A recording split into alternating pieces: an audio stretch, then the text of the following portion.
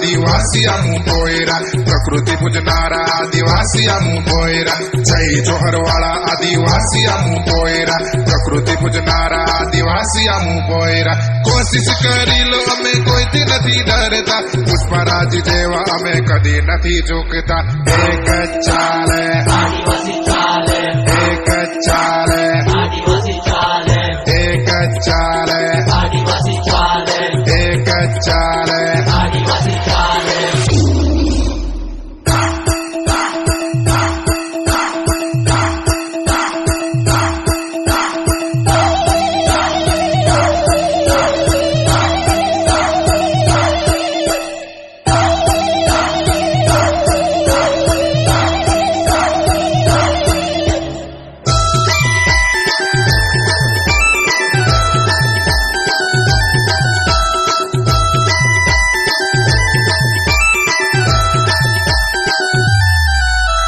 जड़ जंगल जमीन ना रखवाड़ा मुंह पोयरा हकनी लड़ाई लड़नारा मुंह पोयरा जड़ जंगल जमीन ना रखवाड़ा मुंह पोयरा हकनी लड़ाई लड़नारा मुंह पोयरा हाथ में तीर ने काम ठीलावे बिरसा मुंडा निजे फायर कहलावे एक चाले आदिवासी चाले एक चाले आदिवासी चाले एक चाले आदिवासी चाले एक चाले